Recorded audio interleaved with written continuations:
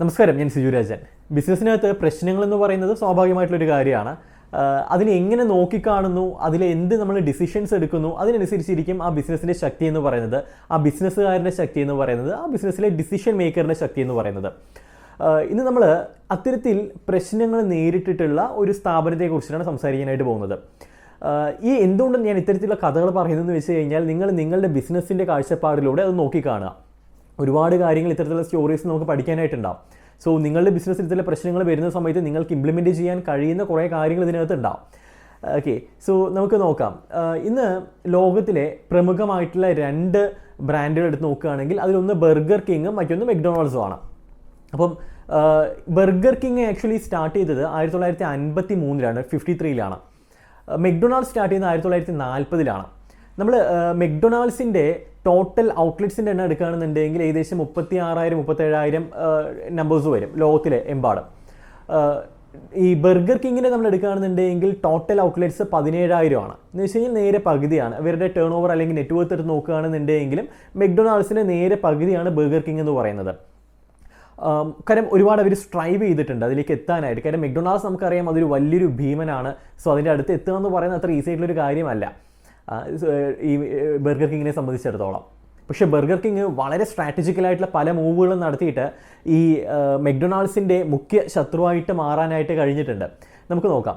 2008-ലാണ് നമുക്കറിയാം ഒരു ആഗോള സാമ്പത്തിക മാന്ദ്യം ഉണ്ടാകുന്നത്. പല ബാങ്കുകളും US അടച്ചുപൂട്ടുണ്ടായിട്ടുള്ളൊരു അവസ്ഥ വന്നിട്ടുണ്ടായിരുന്നു. ഇന്ത്യ വലിയ രീതിയിൽ അത് ബാധിച്ചിരുന്നില്ല.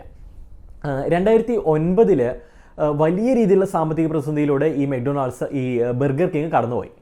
അവരുടെ ഷെയർസ് 18% തകർച്ച നേരിട്ടു. മാത്രമല്ല അവരുടെ പ്രോഫിറ്റ്, ക്വാർട്ടർലി പ്രോഫിറ്റ് 10% ഇടിവ് നേരിട്ടു. മാത്രമല്ല കഴിഞ്ഞ 30 വർഷത്തിൽ 13ഓളം CEOസിനെയാണ് അവർ പരീക്ഷിച്ചത്. കാരണം പല പ്രശ്നങ്ങളുണ്ടാവുന്നു, ഒരു CEOനെ മാറ്റി നോക്കുന്നു, നടക്കുന്നില്ല. പക്ഷേ ഈ 2009 മുതൽ 2012 ഏകദേശം ഒരു 3 വർഷം കൊണ്ട് അവർക്ക് സ്റ്റോക്ക് പ്രൈസിൽ 100% വർധനവുണ്ടാക്കാനായിട്ട് കഴിഞ്ഞു. ജസ്റ്റ് 3 വർഷം കൊണ്ട് 100% സ്റ്റോക്ക് പ്രൈസിൽ വർധനവുണ്ടാക്കാൻ കഴിഞ്ഞു. അതിലുള്ള റീസൺ എന്താണ്? അതായത് ആ 3 വർഷങ്ങളിൽ എന്താണ് ശരിക്കും ബർഗർ കിങ്ങിൽ സംഭവിച്ചത്? അതാണ് നമ്മൾ നോക്കാനായിട്ട് പോകുന്നത്. 2010 3G ക്യാപിറ്റൽ എന്ന് പറയുന്ന സ്ഥാപനം $3.3 ബില്യൺ ഈ ബർഗർ കിങ്ങിനെ ഏറ്റെടുത്തു, ടേക്ക് ഓവർ ചെയ്തു. അതിനുശേഷം അവർ സിഇഒനെ ചേഞ്ച് ചെയ്തു. ബർഗർ കിങ്ങിൻ്റെ സിഇഒനെ ചേഞ്ച് ചെയ്തു. ഡാനിയൽ ഷോർട്സ് എന്ന് പറയുന്ന ഒരു വ്യക്തിയാണ് അവർ CEO ആയിട്ട് വെച്ചത്. ഡാനിയൽ ഷോർട്സിന് കുറച്ച് പ്രത്യേകതകൾ ഉണ്ടായിരുന്നു. അതിലൊന്ന്, ആൾക്കാകെ 32 വയസ്സേ ഉണ്ടായിരുന്നുള്ളൂ ആ സമയത്ത്. Just 32 years. ചെറുപ്പക്കാരനായിരുന്നു. പലപ്പോഴും ആ ഒരു റിസ്ക് പല സ്ഥാപനങ്ങളും വയ്ക്കാറില്ല. ഈ തലമൂത്ത ആൾക്കാരെയാണ് കൂടുതലായിട്ടും CEO ലെവലിൽ പ്രത്യേകിച്ച് ഇത്തരത്തിലുള്ള സ്ഥാപനങ്ങൾ വയ്ക്കുന്നത്. 32 വയസ്സുള്ള ഒരു ചെറുപ്പക്കാരനെ ഇത്രയും വലിയൊരു സ്ഥാപനത്തിൻ്റെ CEO ആയിട്ട് വെക്കണം എന്നുണ്ടെങ്കിൽ ഡെഫിനറ്റ്ലി ആ വ്യക്തി ചെറിയൊരു ആളായിരിക്കത്തില്ല. ആൻഡ് 2, ഈ വ്യക്തിക്ക് റെസ്റ്റോറൻറ്റ് മേഖലയിൽ യാതൊരു അനുഭവം ഉണ്ടായിരുന്നില്ല. ഇത്തരത്തിൽ റീറ്റെയിൽ ഔട്ട്ലെറ്റ്സ് റൺ ചെയ്തിട്ടോ അല്ലെങ്കിൽ റെസ്റ്റോറൻറ്റ് മേഖലയിലോ ഭക്ഷണവുമായി ബന്ധപ്പെട്ടുള്ള ഒരു മേഖലയിലും ഒരു അനുഭവം ഉണ്ടായിരുന്നില്ല. ആൾ ഫൈനാൻസ് ഉണ്ടായിരുന്നു, CFO ആയിരുന്നു, ചീഫ് ഫൈനാൻഷ്യൽ ഓഫീസർ ആയിരുന്നു. ഫൈനാൻസുമായി ബന്ധപ്പെട്ടിട്ടുള്ള കാര്യങ്ങൾ ആൾക്ക് ഡെഫിനറ്റ്ലി നോളജ് ഉണ്ട്. പക്ഷേ 32 ഇയേഴ്സ് എന്ന് പറയുന്ന സമയത്ത് ചെറുപ്പക്കാരനാണ്. അത്രത്തോളം ഒരു അനുഭവ സമ്പത്ത്, സോക്കോൾഡ് അനുഭവ സമ്പത്ത് ഇല്ലാത്തൊരു വ്യക്തിയാണ്. അപ്പോൾ ഡാനിയൽ ഷോർട്സ് ഇതിൻ്റെ CEO ആയി മാറിയതിന് ശേഷം അവിടെ പല മാറ്റങ്ങളും ഡാനിയൽ ഷോർട്സ് കൊണ്ടുവരാനായിട്ട് തുടങ്ങി. അവിടെ ആദ്യമായിട്ട് ഡാനിയൽ ഷോർട്സ് ചെയ്തത് ആ റെസ്റ്റോറൻറ്റിൽ അല്ലെങ്കിൽ ഈ ബർഗർ കിങ്ങിൽ ഡാനിയൽ ഷോർട്സ് വന്ന് റൂട്ട് ലെവലിൽ പണിയെടുക്കാനായിട്ട് തുടങ്ങി. എന്ന് വെച്ച് കഴിഞ്ഞാൽ അവിടെയുള്ള എല്ലാ കാര്യങ്ങളും A to Z കാര്യങ്ങൾ ഡാനിയൽ ഷോർട്സ് ചെയ്യാനായിട്ട് തുടങ്ങി. ബർഗർ ഉണ്ടാക്കുന്നതായിക്കോട്ടെ, ആ പ്രോസസ്സ് ആയിക്കോട്ടെ, അവിടുത്തെ ക്ലീനിങ് ആയിക്കോട്ടെ, അങ്ങനെയുള്ള A to Z കാര്യങ്ങൾ. എന്തിനാണ് അങ്ങനെ ചെയ്തത്? കാരണം അവിടുത്തെ പ്രശ്നം എന്താണെന്ന് ഐഡൻറ്റിഫൈ ചെയ്യണം. പലപ്പോഴും നമ്മുടെ നാട്ടിൽ CEOs ചെയ്യുന്നത് അതിനുവേണ്ടി ഒരാളെ അപ്പോയിൻറ്റ് ചെയ്തിട്ട് ആ ആളെ കൊണ്ട് പ്രശ്നം എന്താണെന്ന് ഐഡൻറ്റിഫൈ ചെയ്യിപ്പിക്കാം. എന്നിട്ട് ആ റിപ്പോർട്ട് നോക്കിയിട്ട് അതിനുള്ള പരിഹാരം എന്താണെന്ന് വെച്ചാൽ എടുക്കാം. പക്ഷേ ഡാനിയൽ ചെയ്തത് ബർഗർ കിങ്ങിലെ ഒരു ലോ ക്ലാസ് എംപ്ലോയി ചെയ്യുന്ന എല്ലാ കാര്യങ്ങളും ഡാനിയൽ ചെയ്യാനായിട്ട് തുടങ്ങി. അവിടുത്തെ പ്രശ്നങ്ങൾ എന്താണെന്ന് ഐഡൻറ്റിഫൈ ചെയ്യാനായിട്ട് തുടങ്ങി. അത്തരത്തിൽ ആ ഒരു എക്സ്പീരിയൻസിൽ നിന്നും ഡാനിയൽ അവിടുത്തെ കുറേ പ്രശ്നങ്ങൾ മനസ്സിലാക്കി. ബർഗർ കിങ്ങിലെ ഏതെങ്കിലും ഒരു ഷോപ്പിലുള്ള ഇഷ്യൂ എന്താണെന്ന് മനസ്സിലാക്കി കഴിഞ്ഞാൽ അതിനായിരിക്കും എല്ലാ ഷോപ്സിലും റിഫ്ലക്റ്റ് ചെയ്യുന്നത്. അപ്പോൾ അതുകൊണ്ട് തന്നെ കൃത്യമായിട്ട് റൂട്ട് ലെവലിൽ പഠിക്കാനായിട്ട് ഈ ഡാനിയലിന് കഴിഞ്ഞു. ഇവിടെ നമ്മൾ സംരംഭകർ ശ്രദ്ധിക്കേണ്ട ഒരു കാര്യമുള്ളത്, പലപ്പോഴും നമ്മുടെ നാട്ടിലെ സംരംഭകർക്ക് റെഡിമെയ്ഡ് ആയിട്ടുള്ള സാധനങ്ങൾ വേണം. അതായത് ഇവർക്ക് പണിയെടുക്കാനായിട്ട് വയ്യ. എല്ലാവരെ കുറിച്ചിട്ടല്ലേ പറയുന്നത്, പലരും. കാരണം ഇത് ഏതെങ്കിലും ഒരു സ്ഥാപനത്തെ ഏൽപ്പിച്ചിട്ട് അവരെ കൊണ്ട് എല്ലാ കാര്യങ്ങളും അങ്ങ് ചെയ്ത് കിട്ടണം. ഒരു വൈറ്റ് കോളർ ജോബ് എന്ന രീതിയിലാണ് പലപ്പോഴും ഈ സംരംഭകത്തെ ആൾക്കാർ കാണുന്നത്, ഈ CEO ലെവൽ ജോബ്സിന് ആൾക്കാർ കാണുന്നത്. അല്ല, നമ്മൾ റൂട്ട് ലെവലിൽ ഇറങ്ങി ചെന്ന് അവിടുത്തെ A to Z കാര്യങ്ങൾ മനസ്സിലാക്കി കഴിഞ്ഞാൽ മാത്രമേ, ആ പ്രോസസ്സ് മനസ്സിലാക്കി കഴിഞ്ഞാൽ മാത്രമേ പ്രശ്നങ്ങൾ മനസ്സിലാക്കാനായിട്ട് കഴിയത്തുള്ളൂ. അപ്പോൾ പലപ്പോഴും ഈ ബ്രാൻഡിസത്തിൽ കൺസൾട്ടേഷൻ നമ്മൾ കൊടുക്കുന്നതും അവിടെ സംരംഭകരെ സമാധാനത്തോടുകൂടി ഇരുത്തി നമ്മൾ എല്ലാ കാര്യങ്ങളും ആൾക്ക് പകരം ചെയ്തു കൊടുക്കുന്ന രീതിയൊന്നുമല്ല. നമ്മൾ കൺസൾട്ടിംഗ് എന്ന് പറയുന്ന ലെവലിൽ തന്നെയാണ് അവർ കാര്യങ്ങൾ ചെയ്തു കൊടുക്കുന്നുണ്ട്. അവരെ കൊണ്ട് കാര്യങ്ങൾ ചെയ്യിപ്പിക്കുന്ന ഒരു രീതിയാണ് നമ്മൾ അവലംബിക്കുന്നത്. മാത്രമല്ല നമ്മൾ കൊടുക്കുന്ന ട്രെയിനിങ്ങിലും പലപ്പോഴും ആൾക്കാർ ഈ ബിസിനസ് മോഡൽ ക്യാൻവാസ് ട്രെയിനിങ്ങിലേക്ക് വരുന്ന സമയത്ത് ഒരു മോട്ടിവേഷൻ കൊടുക്കുന്ന പരിപാടി എന്ന് എക്സ്പെക്ട് ചെയ്തിട്ട് വരാറുണ്ട്. എന്ന് വെച്ച് കഴിഞ്ഞാൽ ചുമ്മാ ഇരുന്നാൽ മതി, ഇവരെല്ലാ കാര്യങ്ങളും നമുക്ക് ചെയ്തു തരും, ബിസിനസ്സിന് വേണ്ടുന്ന എല്ലാ കാര്യങ്ങളും അങ്ങ് പ്രൊവൈഡ് ചെയ്ത് തരും. അല്ല, അങ്ങനെ ഞങ്ങൾക്കെന്നല്ല ലോകത്തിൽ ഒരു ബിസിനസ് കൺസൾട്ടേഷൻ ഫേമിനും ചെയ്യാനായിട്ട് കഴിയത്തില്ല. അവിടെ ആ സ്ഥാപനം, ആ സംരംഭകർ കൃത്യമായിട്ട് പണിയെടുത്തു കഴിഞ്ഞാൽ മാത്രമേ കാര്യങ്ങൾ നടക്കത്തുള്ളൂ. അപ്പോൾ അവരെ കൊണ്ട് പണിയെടുപ്പിക്കുന്നു ആൻഡ് അതിന് കൃത്യമായിട്ടുള്ള ഗൈഡ് ലൈൻസ് എങ്ങനെ ചെയ്യണമെന്നുള്ള ഗൈഡ് ലൈൻസ് നമ്മൾ പ്രൊവൈഡ് ചെയ്യുന്നു. ഇത് തന്നെയാണ് പലപ്പോഴും നമ്മുടെ ട്രെയിനിങ്ങിൽ നമ്മൾ ചെയ്യുന്നത്. അല്ലാതെ കൊടുക്കുന്നത് ചുമ്മാ കുറേ കാട്ടിക്കൂട്ടലാണല്ലോ. ചെറിയൊരു സാധനത്തിൽ ഒരുപാട് കാര്യങ്ങൾ പൊതിഞ്ഞ്, കുറേ മോട്ടിവേഷൻ പൊതിഞ്ഞ് കുറേ ട്രെയിനിങ് കൊടുത്തുകൊണ്ടൊന്നും ഒരു കാര്യമില്ല. കുറച്ച് കഴിഞ്ഞാൽ ആ മോട്ടിവേഷൻ അങ്ങ് ഇടിയും, വീണ്ടും പഴയതുപോലെയൊക്കെ ആകും. രാവിലെയൊക്കെ നേരത്തെ എണിച്ച് പലരും ഈ ട്രെയിനിങ്ങിനൊക്കെ അറ്റൻഡ് ചെയ്യാറുണ്ട്, ഒരു കാര്യമില്ല. അപ്പോൾ പറഞ്ഞു വന്നത്, ഡാനിയൽ ഐഡൻറ്റിഫൈ ചെയ്തിട്ടുള്ള കുറച്ച് പ്രശ്നങ്ങളുണ്ട്. അതിലൊന്ന്, ഇവരുടെ മെനു എന്ന് പറയുന്നത് വളരെ വലുതാണ്. എന്ന് വെച്ച് കഴിഞ്ഞാൽ വളരെ കൺഫ്യൂസിങ് ആയിട്ടുള്ള മെനു ആണ്. നമ്മൾ ജാം പാരഡോക്സ് എന്ന് പറഞ്ഞിട്ടുള്ളൊരു തിയറി ഉണ്ട്. ഞാൻ ഇതിനു മുമ്പ് ഒരു വീഡിയോയിൽ ഞാൻ അവതരിപ്പിച്ചിട്ടുണ്ടായിരുന്നു, ധനത്തിൽ ഞാൻ എഴുതിയിട്ടുണ്ടായിരുന്നു. അതായത് കൂടുതൽ ഓപ്ഷൻസ് ആൾക്കാർക്ക് കൊടുത്തു കഴിഞ്ഞാൽ ആൾക്കാർ കൺഫ്യൂസ്ഡ് ആവും. അതുകൊണ്ട് തന്നെ പലപ്പോഴും നമ്മൾ ലിമിറ്റഡ് ഓപ്ഷൻസ് കൊടുക്കുക, ഏറ്റവും ഹൈലൈറ്റ് ആയിട്ടുള്ള പ്രൊഡക്ട്സ് മാത്രം നമ്മൾ കസ്റ്റമേഴ്സിന് മുമ്പിൽ പ്രദർശിപ്പിക്കുക. അപ്പോൾ ഇവർക്കൊരു സിഗ്നേച്ചർ ഡിഷ് ഉണ്ടായിരുന്നില്ല. ഒരു സിഗ്നേച്ചർ ഡിഷ് എന്താണ് ഈ ബർഗർ കിങ്ങിൻ്റെന്ന് ചോദിച്ചു കഴിഞ്ഞാൽ പറയാനായിട്ട് ഒന്നും ഉണ്ടായിരുന്നില്ല. അപ്പോൾ ആ ഒരു പ്രശ്നം, അതായത് വളരെ കൺഫ്യൂസിങ് മെനു, ഒരു സിഗ്നേച്ചർ ഡിഷ് ഉണ്ടായിരുന്നില്ല. പലരും ചെയ്യുന്നൊരു കാര്യമാണ്, എല്ലാ ബിസിനസ് തുടങ്ങുന്ന സമയത്ത് തന്നെ A to Z പ്രോഡക്റ്റ് നമുക്ക് അതിനകത്ത് വേണം എന്ന് പറഞ്ഞിട്ട് അതങ്ങ് ചെയ്യാനായിട്ട് നോക്കും. ആൾക്കാർ ഇതിനെ പലപ്പോഴും ഇന്ന പ്രോഡക്റ്റിൻ്റെ പേരിൽ ഓർക്കത്തില്ല. അവിടെ ജാം പാരഡോക്സ് വരും. ആ പാരഡോക്സ് ഒഴിവാക്കാനായിട്ട് നമ്മൾ കൃത്യമായിട്ട് ഫോക്കസ് ചെയ്ത് നമ്മുടെ സിഗ്നേച്ചർ പ്രോഡക്റ്റ് എന്താണെന്ന് ഐഡൻറ്റിഫൈ ചെയ്ത് നമുക്ക് ഏറ്റവും കോൺഫിഡൻസ് ഉള്ള ആ ഒരു പ്രോഡക്റ്റ് നമ്മൾ ജനങ്ങളിലേക്ക് എത്തിച്ചു കൊടുക്കുക. ഏറ്റവും ആദ്യം ഐഡൻറ്റിഫൈ ചെയ്തിട്ടുള്ളൊരു പ്രശ്നമാണത്. 2, ഇവരുടെ പ്രോഡക്റ്റ്സ് എല്ലാം വളരെ യുണീക്കാണ്. എന്ന് വെച്ച് കഴിഞ്ഞാൽ വളരെ യുണീക്കായിട്ടുള്ള വ്യത്യസ്തമായിട്ടുള്ളൊരു പ്രോഡക്റ്റാണ്. അത്തരത്തിൽ യുണീക്ക് ആവുന്ന സമയത്ത്, എസ്പെഷ്യലി ഫാസ്റ്റ് ഫുഡ് ആവുന്ന സമയത്ത് ഇത് ഫാസ്റ്റായി ഡെലിവറി ചെയ്യണമല്ലോ. നമ്മൾ ഒരുപാട് കുക്കിംഗ് സമയമെടുക്കാൻ കഴിയത്തില്ല. നമ്മൾ 20 മിനിറ്റ് നമ്മളൊരു അത്യാവശ്യം ഒരു സ്റ്റാർ റെസ്റ്റോറൻറ്റിൽ വെയിറ്റ് ചെയ്യുന്ന പോലെ 20 മിനിറ്റ്സ് ഹാഫ് ആൻ അവർ ഒന്നും വെയിറ്റ് ചെയ്യാനായിട്ട് കഴിയത്തില്ല.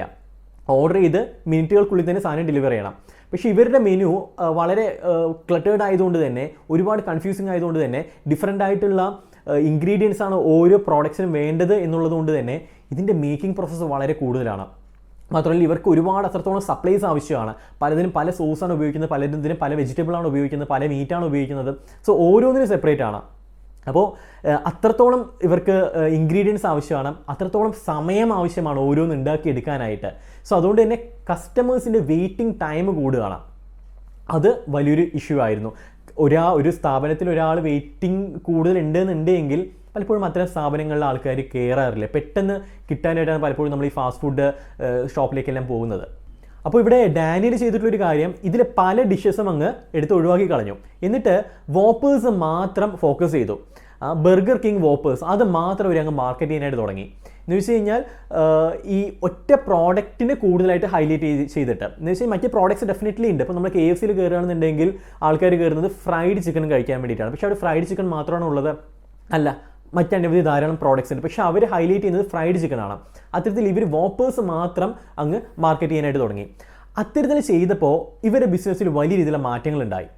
2.4 ബില്യൺ ഹാൻബർഗേഴ്സ് വിറ്റുകൊണ്ടിരുന്നതിൽ 2.1 ബില്യനും ഈ വോപ്പേഴ്സിൻ്റെ സെയിൽസ് ആയിരുന്നു നടന്നിട്ടുണ്ടായിരുന്നത്. മാത്രമല്ല ഇതിന് ഇൻഗ്രീഡിയൻസ് കുറച്ച് മതി, മാത്രമല്ല ഇതിന് മേക്കിംഗ് ടൈം വളരെ കുറച്ച് മതി. അതുമാത്രമല്ല ഇതിൻ്റെ മാർജിൻ എന്ന് പറയുന്നത് മറ്റുള്ള പ്രോഡക്ട്സിനേക്കാളും കൂടുതലാണ്. ഏകദേശം 60-70% മാർജിൻ കിട്ടും. സോ എല്ലാം വെച്ച് നോക്കുന്ന സമയത്ത് വളരെ ഈസി ആയിട്ട് ഉണ്ടാക്കാൻ കഴിയുന്നതും കൂടുതൽ മാർജിൻ കിട്ടുന്നതും കൺഫ്യൂഷൻ ഒന്നും ഇല്ലാതെ ഈ സാധനം ഉണ്ടാക്കാൻ കഴിയുന്ന ഒരു പ്രോഡക്റ്റായിട്ട് വോപ്പേഴ്സ് മാറി. അവർ ഏറ്റവും കൂടുതൽ ഹൈലൈറ്റ് ചെയ്യുന്ന അവരുടെ സിഗ്നേച്ചർ ഡിഷ് എന്ന് പറയുന്നത് വോപ്പേഴ്സായിട്ട് മാറി, അല്ലെങ്കിൽ വോപ്പേഴ്സായിട്ട് മാറ്റി. അപ്പോൾ ഈ ഡാനിയലിനെ കൊണ്ട് ഈ ഒരു തീരുമാനം എടുക്കാൻ കഴിഞ്ഞത് അവിടുത്തെ പ്രശ്നം എന്താണെന്ന് ശരിക്കും മനസ്സിലാക്കിയതുകൊണ്ടാണ്. ഈ പ്രശ്നം എന്താണെന്ന് ശരിക്കും മനസ്സിലാക്കാനായിട്ട് ഡാനിയൽ തന്നെ ആ ബിസിനസ്സിൻ്റെ ഭാഗമായിട്ട് അവിടുത്തെ എംപ്ലോയിൻ്റെ ഭാഗമായിട്ട് നിന്നിട്ട് വർക്ക് ചെയ്തു എന്നുള്ളതുകൊണ്ടാണ്. അതുകൊണ്ടാണ് അദ്ദേഹത്തിന് അവിടുത്തെ പ്രശ്നം എന്താണെന്ന് മനസ്സിലാക്കാൻ കഴിഞ്ഞത്. റെസ്റ്റോറൻറ്റിൽ ഒട്ടും എക്സ്പീരിയൻസ് ഇല്ലാത്തൊരു വ്യക്തിക്ക് അവിടെ ഒരു സിഗ്നേച്ചർ ഡിഷ് ഇല്ല. ആ സിഗ്നേച്ചർ ഡിഷ് ഇല്ലാത്തതുകൊണ്ട് തന്നെ പലപ്പോഴും കൃത്യമായിട്ടുള്ള പ്രോഫിറ്റ് ഉണ്ടാക്കാൻ കഴിയുന്നില്ല എന്ന് മനസ്സിലാക്കാൻ കഴിഞ്ഞത് ഡെഫിനറ്റ്ലി അവിടെ റൂട്ട് ലെവലിൽ നിന്നുകൊണ്ട് വർക്ക് ചെയ്തുകൊണ്ടാണ്. നിങ്ങൾ എത്ര പേര് നിങ്ങളുടെ ബിസിനസ്സിൻ്റെ റൂട്ട് ലെവലിൽ വർക്ക് ചെയ്യാനായിട്ട് നിങ്ങൾക്ക് കഴിയുന്നുണ്ട്, അല്ലെങ്കിൽ നിങ്ങളതിന് വേണ്ടിയിട്ട് ഇറങ്ങി തിരിച്ചിട്ടുണ്ട് എന്ന് സ്വയം ചോദിച്ച് നോക്കുക. ആൻഡ് ബർഗർ കിങ്ങിൽ ഇത് മാത്രമല്ല അവർ കൊണ്ടുവന്നിട്ടുള്ള മാറ്റം, ഡാനിയൽ കൊണ്ടുവന്നിട്ടുള്ള മാറ്റം. മറ്റൊന്ന് ഇവരുടെ കോസ്റ്റ് കട്ടിംഗ് ആയിരുന്നു. പാഴ് ചെലവുകൾ ഐഡൻറ്റിഫൈ ചെയ്ത് അതിനെ കട്ട് ചെയ്യുക എന്നുള്ളതായിരുന്നു. ആവശ്യമില്ലാത്ത സ്റ്റേഷനറി ഐറ്റംസ്, പ്രത്യേകിച്ച് മീറ്റിങ്ങുകൾ നടക്കുന്ന സമയത്ത് ഈ മീറ്റിങ്ങുകളിലേക്ക് വരുന്ന എക്സിക്യൂട്ടീവ്സിൻ്റെ ട്രാവൽ, പ്രൈവറ്റ് ജെറ്റ് എടുത്തിട്ടുള്ള ട്രാവൽ, ഇത്തരത്തിലുള്ള ഈ ട്രാവലിൻ്റെ എക്സ്പെൻസ്, ഇതിൻ്റെ ഈ സ്റ്റേഷനറി ഐറ്റത്തിൻ്റെ എക്സ്പെൻസ്, അതെല്ലാം ഹ്യൂജ് ആയിട്ടുള്ള എക്സ്പെൻസ് ആണ്. അപ്പോൾ ഇവർ ചെയ്തത് ഒറ്റ ക്ലിക്കിൽ ഒരു ഗൂഗിൾ മീറ്റിലോ അല്ലെങ്കിൽ ഓൺലൈൻ മീറ്റിലോ സൂം മീറ്റിങ്ങിലോ ഇരുന്നിട്ട് മീറ്റിംഗ് ചെയ്യാം. അവരവരുടെ സ്ഥലത്ത് ഇരുന്നോട്ടെ. കാരണം യാത്ര ചെയ്യേണ്ട ആവശ്യം വരുന്നില്ല. ഒരു ചെറിയ ഡിസിഷൻ എടുക്കാൻ വേണ്ടിയിട്ടായിരിക്കണം അതിന് ഇത്രയും ദൂരം യാത്ര ചെയ്ത് അത്രത്തോളം എക്സ്പെൻസ് വരുത്തേണ്ട ആവശ്യമുണ്ട്. അപ്പോൾ അവർ ഒരു മീറ്റിങ്ങിൽ തന്നെ ഏകദേശം 3-3.5 ലക്ഷം രൂപേൻ്റെ അടുത്ത് ലാഭിക്കാനായിട്ട് അവർക്ക് കഴിഞ്ഞു. അപ്പോൾ കോസ്റ്റ് കട്ടിങ് ചെയ്യേണ്ടത് ഞാൻ മുമ്പൊരു വീഡിയോയിൽ പറഞ്ഞതുപോലെ ഒരിക്കലും നിങ്ങളുടെ പ്രോഡക്റ്റിലല്ല നിങ്ങൾ കോംപ്രമൈസ് ചെയ്യേണ്ടത്. You can compromise on the process. പ്രോഡക്റ്റിലോ ക്വാളിറ്റിയിലോ അല്ല, നിങ്ങളുടെ പ്രോസസ്സിൽ നിങ്ങൾ കോംപ്രമൈസ് ചെയ്യുക. നിങ്ങൾ ഏത് വീട്ടിൽ താമസിക്കുന്നു, നിങ്ങളുടെ ഒരു വെയർ ഹൗസ് എങ്ങനെയാണ്, എത്ര ചെറുതാണ്, അതിലൊന്നും അല്ല കാര്യം. നിങ്ങളുടെ പ്രോഡക്റ്റ് ഏറ്റവും മികച്ചതാണോ അതാക്കിയാൽ മതി. എത്രത്തോളം ചെറിയ വെയർ ഹൗസ് ആണെന്നുണ്ടെങ്കിലും എത്രത്തോളം ചെറിയ ഫെസിലിറ്റീസ് ആണെന്നുണ്ടെങ്കിലും ഡസൻ മാറ്റർ. നിങ്ങൾ മീറ്റിംഗ് എവിടെ ഇരുന്നിട്ട് നടത്തുകയാണെന്നുണ്ടെങ്കിലും ഒരു പ്രശ്നമില്ല. അതൊന്നും ജനങ്ങൾ കാണാനായിട്ട് പോകുന്നില്ല. ജനങ്ങൾ കാണുന്നത് അവർ എക്സ്പീരിയൻസ് ചെയ്യുന്ന പ്രോഡക്റ്റാണ്. ആ പ്രോഡക്റ്റ് ഏറ്റവും മികച്ചതാക്കാനായിട്ട് നോക്കുക. പലപ്പോഴും നമ്മുടെ ബിസിനസ്സിൽ കണ്ടിട്ടുള്ളൊരു കാര്യം, ഈ മീറ്റിങ്ങുകളെല്ലാം, സ്പെഷ്യലി ഡയറക്ടർ മീറ്റിംഗ് എല്ലാം, ഒരു കമ്പനി ആയിരിക്കും, പുതുതായിട്ട് രൂപീകരിച്ചൊരു കമ്പനി ആയിരിക്കും, 8-10 ഡയറക്ടേഴ്സ് അതിനകത്ത് ഉണ്ടാവും. ഈ ഡയറക്ടർ മീറ്റിംഗ് എല്ലാം ഏതെങ്കിലും ഒരു വലിയ 5 സ്റ്റാർ ഹോട്ടലിലോ മറ്റോ വെച്ച് കണ്ടക്ട് ചെയ്യും. അവിടെ വരാനുള്ള ചിലവ്, ആ ഹോട്ടലിൻ്റെ ചിലവ്, അവിടുത്തെ ഭക്ഷണത്തിൻ്റെ ചിലവ്, തിരിച്ചു പോകാനുള്ള ചിലവ്, അവിടെ നടക്കുന്ന ബാക്കിയുള്ള ഈവൻസിൻ്റെ ചിലവ്, ഇതെല്ലാം കൂടി കൂട്ടി നോക്കി കഴിഞ്ഞാൽ അതൊരു ഭീകരമായിട്ടുള്ളൊരു തുകയായിരിക്കും. ഒരു കാര്യം ഉണ്ടായില്ല, ആ മീറ്റിംഗ് കൊണ്ട് ഒരു റിസൾട്ടും ആ ഓർഗനൈസേഷൻ ഉണ്ടാക്കിയെടുക്കാൻ കഴിയത്തില്ല. ബട്ട് സ്റ്റിൽ അത്തരത്തിൽ പണം ഉണ്ടെങ്കിൽ നടത്തിക്കോളൂ. പക്ഷേ പ്രതിസന്ധിയിലൂടെ കടന്നു പോകുന്ന സമയത്ത് ഇത്തരത്തിലുള്ള കോസ്റ്റ് കട്ടിങ് ഡെഫിനറ്റ്ലി ചെയ്യേണ്ടതാണ്. ഡെഫിനറ്റ്ലി നമുക്ക് നല്ല രീതിയിലുള്ള ഒരു മീറ്റിംഗ് സറൗണ്ടിങ്സും എല്ലാ കാര്യങ്ങളും വേണ്ടതാണെന്നുണ്ടെങ്കിലും കോസ്റ്റ് കട്ടിങ് മുന്നോട്ടേക്ക് വെച്ച് കോസ്റ്റ് കട്ടിങ് നിങ്ങൾ പ്രയോറിറ്റി ആയിട്ട് എടുക്കുകയാണെന്നുണ്ടെങ്കിൽ ഡെഫിനറ്റ്ലി ഇത്തരത്തിലുള്ള പാഴ്ചെലവുകൾ പൂർണ്ണമായിട്ടും ഒഴിവാക്കാനായിട്ട് നോക്കുക. ബിസിനസ്സിൽ ആ ഒരു പ്രോഡക്റ്റിന് മികച്ചതാക്കാനായിട്ട് എന്തൊക്കെ കാര്യങ്ങൾ ചെയ്യാൻ കഴിയും ആ കാര്യങ്ങളെല്ലാം ചെയ്യുക. മറ്റൊരു പ്രധാനപ്പെട്ട കാര്യം ഡാനിയൽ ചെയ്തിട്ടുണ്ടായിരുന്നത്, നമുക്ക് ഇവരുടെ പ്രോഡക്റ്റ് ഒരു സിഗ്നേച്ചർ ഡിഷ് കിട്ടിക്കഴിഞ്ഞു, അവിടുത്തെ കോസ്റ്റ് കട്ട് മാക്സിമം ആയിട്ട് ചെയ്ത് കഴിഞ്ഞു. ഇനി മാർക്കറ്റിംഗ് ആണ്. മാർക്കറ്റിങ്ങിൽ നമുക്ക് വലിയൊരു എക്സ്പെൻസ് ഇറക്കാനായിട്ട് കഴിയത്തില്ല, ഡാനിയലിന് ഇറക്കാനായിട്ട് കഴിയത്തില്ല, അല്ലെങ്കിൽ ബർഗർ കിങ്ങിന് ഇറക്കാൻ കഴിയത്തില്ല. സോ ചുരുങ്ങിയ ചിലവിൽ കൂടുതൽ ആൾക്കാർ ശ്രദ്ധിക്കുന്ന ലെവലിലേക്ക് എങ്ങനെ നമുക്ക് ഇതിൻ്റെ മാർക്കറ്റിങ്ങിനെ മാറ്റാനായിട്ട് കഴിയും, അവിടെയായിരുന്നു മറ്റൊരു പ്രധാനപ്പെട്ട ചാലഞ്ച് ഉണ്ടായിരുന്നത്. അങ്ങനെയാണ് മനുഷ്യൻ എന്തൊക്കെയാണ് കൂടുതൽ ആഗ്രഹിക്കുന്നത്, മനുഷ്യൻ്റെ അകത്തുള്ള പ്രധാനപ്പെട്ട ആഗ്രഹങ്ങൾ എന്തൊക്കെയാണ്, അതിനെ മുറുകെ പിടിച്ച് അതിനെ ബേസ് ചെയ്തിട്ടുള്ള മാർക്കറ്റിംഗ് ചെയ്യാൻ തീരുമാനിക്കുന്നത്. അങ്ങനെയാണ് മനുഷ്യന് ഈ പ്രശ്നങ്ങളോട് ഭയങ്കര താല്പര്യമാണ്. ഇഷ്യൂസ്, സ്വന്തം ലൈഫിൽ ഇഷ്യൂസ് അല്ല, മറ്റൊരാളുടെ ലൈഫിൽ ഇഷ്യൂസ് കാണാൻ വളരെ ഇഷ്ടമാണ്. ആക്സിഡൻറ്റുകൾ കാണാനായിട്ട് വളരെ ഇഷ്ടമാണ് ആൾക്കാർക്ക്.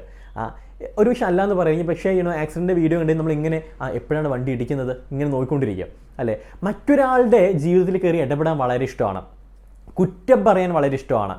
അതുകൊണ്ടാണല്ലോ ഈ ബിഗ് ബോസ് പോലുള്ള പരിപാടിയിൽ എത്രത്തോളം വിജയിക്കുന്നത്. കാരണം മറ്റൊരാളുടെ ജീവിതമാണ് കാണിക്കുന്നത്, നമ്മുടെ ജീവിതമല്ല, നമ്മുടെ കുടുംബമല്ല, മറ്റൊരാളുടെ ജീവിതം. അതിൽ രണ്ടുപേരും തമ്മിൽ അടികൂടുന്നു, അത് നമ്മൾ കാണുന്നു. സീരിയലുകൾ എത്രത്തോളം വിജയിക്കാനുള്ള കാരണം, അവിടെ അമ്മായിമ്മ പോരി നടക്കുന്നു, അവിടെ പ്രശ്നങ്ങൾ നടക്കുന്നു, വിഷം കൊടുക്കുന്നു, കുട്ടി കയറിയിട്ട് മറ്റൊരാളിനെ കുത്തിക്കൊല്ലുന്നു. ഇതൊക്കെ കാണാൻ വളരെ രസമാണ്, വളരെ താല്പര്യമാണ്.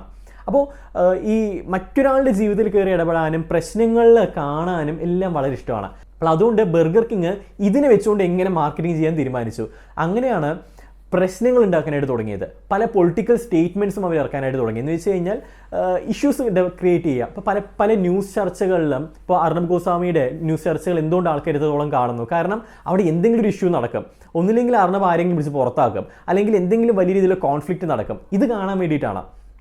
പലപ്പോഴും നമ്മുടെ ദിലീപ് ഇഷ്യൂവിൽ, ദിലീപ് ഒരു പ്രശ്നത്തിൽ ന്യൂസ് ചർച്ച നടക്കുന്ന സമയത്ത് പലപ്പോഴും ആൾക്കാരത് കാണാനായിട്ടുള്ള റീസൺ അതിൽ പാർട്ടിസിപ്പേറ്റ് ചെയ്യുന്ന കുറച്ച് ആൾക്കാർ. ചിലർ പറയും ഈ വ്യക്തി എന്തിനാ ഇതിൽ വെച്ചു, നിങ്ങൾക്ക് ഒഴിവായിക്കോട്ടെ, ഒരു ബോധമില്ലാതെ സംസാരിക്കുന്ന ഒരു വ്യക്തി എന്തിനാണ് നിങ്ങൾ വെക്കുന്നത്. പക്ഷേ അതിനായിരിക്കും ഏറ്റവും കൂടുതൽ വ്യൂവേഴ്സ് ഉണ്ടാകുന്നത്. ആൾക്കാർ അങ്ങനെ പറയുമെങ്കിലും അത്തരത്തിലുള്ള ഒരു വ്യക്തി അതിനകത്ത് വെച്ച് കഴിഞ്ഞാൽ അതിന് വ്യൂവേഴ്സ് കിട്ടുള്ളൂ എന്നുള്ളത് ഏഷ്യാനെറ്റിനാണെങ്കിലും മാതൃഭൂമിക്കാണെങ്കിലും അറിയാം. അതുകൊണ്ടാണ് വെക്കുന്നത്. കാരണം ആൾക്കാരെപ്പോഴും കാണാൻ ആഗ്രഹിക്കുന്നത് അത്തരത്തിലുള്ള പ്രശ്നങ്ങളാണ്. അപ്പോൾ ഈ ബർഗർ കിങ് ചെയ്തത് പ്രശ്നങ്ങൾ ക്രിയേറ്റ് ചെയ്യുക എന്നുള്ളതായിരുന്നു. അത്തരത്തിൽ പബ്ലിക്കായിട്ട് തന്നെ മെക്ഡൊണാൾഡ്സിന് എതിരെ തിരിയാനായിട്ട് തുടങ്ങി. ബേൺ ദ ആഡ് ക്യാമ്പയിൻ പോലുള്ള ക്യാമ്പയിനുകൾ എന്ന് വെച്ചാൽ അവരുടെ ആപ്പ് ഡൗൺലോഡ് ചെയ്ത് ബർഗർ കിങ്ങിൻ്റെ ആപ്പ് ഡൗൺലോഡ് ചെയ്ത് കഴിഞ്ഞാൽ അതിലെ ഓഗ്മെൻറ്റഡ് റിയാലിറ്റി വഴി നമ്മളൊരു പരസ്യം, ഇപ്പോൾ മെക്ഡൊണാൾഡ്സിൻ്റെ പരസ്യമാണെങ്കിൽ അത് കാണിച്ചു കഴിഞ്ഞാൽ ആ പരസ്യം ഇങ്ങനെ കത്തിപ്പോകും. അത്തരത്തിലുള്ളൊരു എഫക്റ്റ്, അത്തരത്തിലൊരു എഫക്റ്റ് നമുക്ക് റെക്കോർഡ് ചെയ്തിട്ട് നമുക്ക് ഷെയർ ചെയ്യാം. അങ്ങനെ ഷെയർ ചെയ്ത് കഴിഞ്ഞാൽ ഫ്രീ ആയിട്ട് ഹാൻബർഗർ കൊടുക്കുന്ന പരിപാടി. അപ്പോൾ പ്രശ്നങ്ങൾ ഉണ്ടാക്കുക. ഇത്തരത്തിൽ ഒരു മെക്ഡൊണാൾഡ്സിനെതിരെ തിരിഞ്ഞ സമയത്ത് സ്വാഭാവികമായിട്ടും മെക്ഡൊണാൾഡ്സ് വെറുതെ വിടുമോ? മെക്ഡൊണാൾഡ്സ് തിരിച്ചും അത്തരത്തിൽ ചെയ്യാനായിട്ട് തുടങ്ങി. അങ്ങനെ അത് മീഡിയാസ് ഏറ്റെടുത്തു, വലിയ രീതിയിലുള്ള പബ്ലിസിറ്റി കിട്ടി, ആൾക്കാർ ഏറ്റെടുത്തു, ആൾക്കാർ ഹാഷ്ടാഗ് വെച്ച് ട്വിറ്ററിലെല്ലാം ഷെയർ ചെയ്യാനായിട്ട് തുടങ്ങി. സോ അത്തരത്തിലുള്ള വലിയ പബ്ലിസിറ്റി അതിന് നാച്ചുറലി അങ്ങ് വന്നു. ഇതാണ് ശരിക്കും ഈ ബർഗർ കിങ്ങിൻ്റെ ഒരു മാർക്കറ്റിംഗ് സ്ട്രാറ്റജി. ഇത് എത്ര നല്ല സ്ട്രാറ്റജിയാണോ മോശം സ്ട്രാറ്റജിയാണോ ഞാൻ പറയുന്നില്ല മാർക്കറ്റിങ്ങിനെ സംബന്ധിച്ചിടത്തോളം. അത് മറ്റൊരു വീഡിയോയിൽ അതൊരു മറ്റൊരു കഥ ഞാൻ പറയാം. പക്ഷേ അവരെടുത്തിട്ടുള്ള സ്ട്രാറ്റജി ഇതായിരുന്നു. വളരെ ചുരുങ്ങിയ ചിലവിൽ ആൾക്കാർ ഇമോഷനെ വെച്ചുകൊണ്ട് മാർക്കറ്റിംഗ് ചെയ്യുക, എന്നിട്ട് ആൾക്കാരെ അങ്ങ് മണ്ടന്മാരാക്കുക. ഇതായിരുന്നു ചെയ്തിട്ടുണ്ടായിരുന്ന പരിപാടി. സോ ഇത്രയും സ്ട്രാറ്റജീസിലൂടെയാണ് ആ 2 വർഷം കടന്നു പോയത്, 2-3 വർഷങ്ങൾ കടന്നു പോയത്. ശരിയും ഇത്തരത്തിലുള്ള ബേൺ ദ ആഡ് ക്യാമ്പയിനൊക്കെ അതിന് ശേഷം വന്നായിരുന്നു, റീസെൻ്റായിട്ട് വന്നിട്ടുള്ളൊരു സംഭവമായിരുന്നു. അപ്പോൾ 2 വർഷം കൊണ്ട് ഇവർക്ക് 100% കൂടുതൽ റവന്യൂ ഉണ്ടാക്കാൻ അല്ലെങ്കിൽ മാർക്കറ്റ് ഷെയർ വർദ്ധിപ്പിക്കാനായിട്ട് കഴിഞ്ഞത് ഈ ഡാനിയൽ എന്ന് പറയുന്ന 32 വയസ്സുകാരൻ്റെ ആ ഒരു ടാലൻറ്റും ഉണ്ടായിരുന്നു, കേപ്പബിലിറ്റി ഉണ്ടായിരുന്നു. അതുകൊണ്ട് ഒരാൾക്ക് റെസ്റ്റോറൻറ്റ് മേഖലയിൽ എക്സ്പീരിയൻസ് ഉണ്ട്, അതുകൊണ്ട് ആ വ്യക്തിക്ക് നല്ല രീതിയിൽ റെസ്റ്റോറൻറ്റ് റൺ ചെയ്യാൻ കഴിയും എന്നത് തെറ്റായിട്ടുള്ള കാര്യമാണെന്ന് ഡാനിയൽ പ്രൂവ് ചെയ്യുന്നു. അപ്പോൾ നിങ്ങൾ എവിടെയാണ് എക്സ്പീരിയൻസ് അവിടെ നിങ്ങൾക്ക് നല്ല രീതിയിൽ വളരാൻ കഴിയുന്നുള്ളതല്ല, നിങ്ങൾക്ക് എത്രത്തോളം ഒരു വിഷയത്തെക്കുറിച്ച് അഗാധമായിട്ട് പഠിക്കാനായിട്ടുള്ള ക്വാളിറ്റി ഉണ്ട്, പഠിക്കാനായിട്ടുള്ള കഴിവുണ്ട്, എത്രത്തോളം ഒരു വിഷയത്തെക്കുറിച്ച് പൂർണ്ണമായിട്ട് മനസ്സിലാക്കാനായിട്ടുള്ള സ്കില്ലുണ്ട്, അവിടെയാണ് അതിനുള്ള സൊല്യൂഷൻ കാണാനായിട്ടുള്ള സ്കിൽ എത്രത്തോളം ഉണ്ട്. ആ ഒരു സ്കില്ലുണ്ടല്ലോ, അതായിരിക്കും ഒരു ഓൺട്രപ്രണറിനെ വളർത്തുന്ന ഒരു കാര്യം, അതായിരിക്കും ഒരു കൺസൾട്ടൻറ്റിനെ വളർത്തുന്ന ഒരു കാര്യം എന്ന് പറയുന്നത്. അപ്പോൾ ബർഗർ കിങ് ഈ സ്ട്രാറ്റജീസിലൂടെ എല്ലാം കടന്നുപോയി. 2020 അവരുടെ പ്രോഫിറ്റ് എന്ന് പറയുന്നത് $823 മില്യൺ ആയിരുന്നു. അപ്പോൾ 2-3 കാര്യങ്ങൾ നിങ്ങളിന്ന് പഠിക്കേണ്ടത്: ഒരിക്കലും ഒരാളുടെ പ്രായം കൊണ്ട് ആളെ നിങ്ങൾ ജഡ്ജ് ചെയ്യരുത്, ആളുടെ കേപ്പബിലിറ്റി കൊണ്ട് നിങ്ങൾ ആളെ ജഡ്ജ് ചെയ്യുക. രണ്ടാമത്തേത്, ഓൺട്രപ്രണർ ആണെന്ന് പറഞ്ഞ് എംപ്ലോയീസിനെ കൊണ്ട് മാത്രം എല്ലാ പണിയും അങ്ങ് ചെയ്യിപ്പിക്കുക. എംപ്ലോയീസ് ആ ബിസിനസ്സിനെ വളർത്തണം, നിങ്ങളവിടെ കൈയും കെട്ടി നോക്കിയിരിക്കും. ആ ലെവലിൽ ചിന്തിക്കാതിരിക്കുക. നിങ്ങളും ഇറങ്ങി പണിയെടുത്തു കഴിഞ്ഞാലേ ബിസിനസ്സിൻ്റെ പ്രശ്നങ്ങൾ മനസ്സിലാക്കാൻ കഴിയത്തുള്ളൂ. എംപ്ലോയീസിന് മനസ്സിലാക്കാൻ കഴിയത്തില്ല. എംപ്ലോയീസിന് മനസ്സിലാക്കാൻ കഴിയുമെങ്കിൽ അവൻ ആ പണിക്ക് നിൽക്കില്ലായിരുന്നു, അവൻ എംപ്ലോയി ആയിട്ട് നിൽക്കില്ല, അവൻ ബിസിനസ് തുടങ്ങിയിട്ടുണ്ടാകും. പ്രശ്നങ്ങൾ ഐഡൻറ്റിഫൈ ചെയ്യാനും അതിനുള്ള സൊല്യൂഷൻ കണ്ടെത്താനും കഴിയാത്തതുകൊണ്ടാണ് ആ വ്യക്തി ഒരു എംപ്ലോയി ആയി മാറിയത്. നിങ്ങൾക്ക് അതിനുള്ള ഒരു കഴിവ് ഉള്ളതുകൊണ്ടാണ് നിങ്ങളൊരു സംരംഭകനായിട്ട് മാറിയത്. ആ കഴിവ് യൂസ് ചെയ്യണമെന്നുണ്ടെങ്കിൽ ഇറങ്ങി പ്രവർത്തിക്കുക. ആൻഡ് മൂന്നാമത്തേത്, കോസ്റ്റ് കട്ടിങ് നിങ്ങളൊരു പ്രയോറിറ്റി ആയിട്ടാണ് എടുക്കുന്നത് എങ്കിൽ പ്രോഡക്റ്റിനെ നേരിട്ട് ബാധിക്കാത്ത രീതിയിലുള്ള കാര്യങ്ങളിൽ കോസ്റ്റ് കട്ടിങ് ചെയ്യാനായിട്ട് നോക്കുക. ബ്രാൻഡിസം നൽകുന്ന പ്രധാനപ്പെട്ട സർവീസുകളെ കുറിച്ചിട്ട് അറിയാനായിട്ട് www.brandism.com എന്ന് പറയുന്ന സൈറ്റ് സന്ദർശിക്കുക. ഒപ്പം തന്നെ ഞങ്ങൾ നൽകുന്ന 2 ദിവസത്തെ ബിസിനസ് മോഡൽ ജനറേറ്റിംഗ് വർക്ക്ഷോപ്പിൽ പങ്കെടുക്കുന്നതിനായിട്ട് 1-to-1 വർക്ക്ഷോപ്പ് ആയിരിക്കും. അതിൽ പങ്കെടുക്കുന്നതിനായിട്ട് താഴെ കാണുന്ന ആ ഒരു ഫോർമാറ്റിൽ ഒരു മെസ്സേജ് അയക്കുക, അല്ലെങ്കിൽ താഴെ കാണുന്ന ഡിസ്ക്രിപ്ഷൻ ബോക്സിൽ കൊടുത്തിട്ടുള്ള ലിങ്കിൽ കയറിയിട്ട് നിങ്ങൾക്ക് നിങ്ങളുടെ സ്ലോട്ട് ബുക്ക് ചെയ്യാം, നിങ്ങൾക്ക് രജിസ്റ്റർ ചെയ്യാം. മറ്റൊരു വിഷയമായിട്ട് മറ്റൊരു വീഡിയോയിൽ കാണാം. അതുവരെ Siju Rajan signing off. Good bye.